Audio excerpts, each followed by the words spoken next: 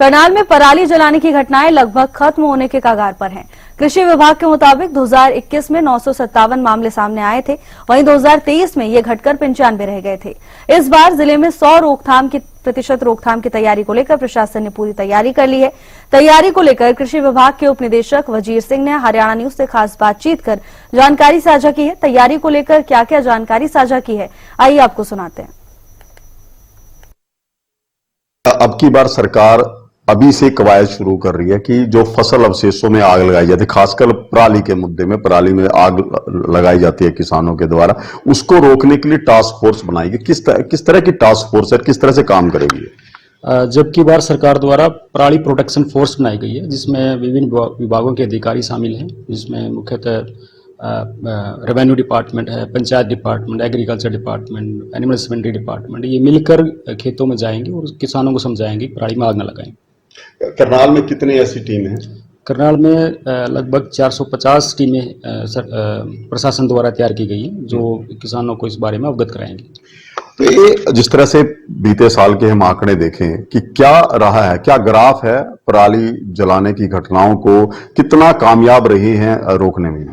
जी, अगर हम आंकड़े देखते हैं तो 2021 में 957 एक्टिव फायर लोकेशंस आई थी और 2024 में केवल 95 एक्टिव फायर लोकेशंस आई थी। तकरीबन हम कह सकते हैं कि 90% से ज़्यादा का कंट्रोल रहा है, जो कि एक बहुत बड़ा कंट्रोल है एक्टिव फायर लोकेशंस को लेकर, पराली प्रबंधन को लेकर, क्योंकि सरकार इस मामले में बड़ा एक्शन लेती है और सरकार द्वारा विभिन्न प्रकार की सब्सिडी भी किसानों को दी जाती है।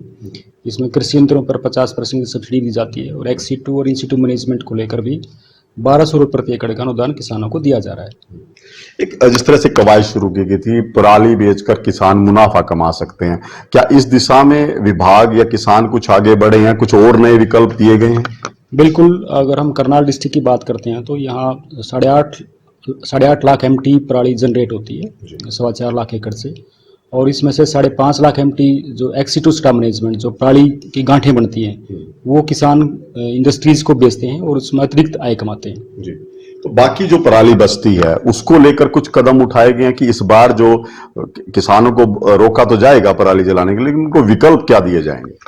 पराली प्रबंधन के 2 विकल्प हैं, जिसको एक्स-सिटू स्टाफ मैनेजमेंट और इन-सिटू स्टाफ मैनेजमेंट बोलते हैं। इन-सिटू स्टाफ मैनेजमेंट होता है कि आप पराली को खेत में मिलाएंगे, एक्स-सिटू स्टाफ मैनेजमेंट आप पराली को खेत से बाहर लेके मैनेज करेंगे।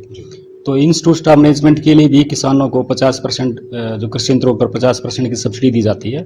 इसमें happy seeder, super seeder, zero tillage, MB plough, surface cedar इत्यादि कृषि यंत्र हैं। इसके अलावा एक्स-सिटू स्टाफ मैनेजमेंट के तहत भी किसानों को 50% की सब्सिडी दी जाती है। इसमें बेलर एक कृषि यंत्र है जिसके माध्यम से पराली की गांठ बनाई जाती है। और पिछले वर्ष हमारे द्वारा सरकार द्वारा जो है वो 1920 रुपये प्रति MT का रेट निर्धारित किया गया था और बहुत सारे किसानों ने IOCL को पराली बेची थी। इस साल भी हमारे द्वारा रेट निर्धारित किया जाएगा। इसके अलावा पिछले कुछ वर्षों में काफ़ी इंडस्ट्रीज आई हैं जो बेल्स को परचेज करती हैं, वो या तो इथेनॉल बनाती हैं या उसको as a source of fuel use करती हैं। जी, तो बिल्कुल देखिए, पराली के प्रबंधन को लेकर सरकार जिस तरह से काम कर रही है उसका उद्देश्य यही है कि जो पराली जलाने की घटनाएं उस पर 100% अंकुश लगाया जा सके। अभी तक 90% के आसपास कामयाबी विभाग को मिली है। इस बार कुछ और कदम उठाए गए ताकि किसान जो है पराली को ना जलाए। इसके लिए पराली प्रोटेक्शन फोर्स का भी गठन किया गया है। करनाल जिले में 450 टीमें गठित की गई हैं जो गांव दर गांव खेत जाकर किसानों को जागरूक भी करेंगे और जो किसान खेत में पराली जलाते हैं उनको रोकने का भी काम करेंगे। हरियाणा न्यूज के लिए करनाल से महेंद्र।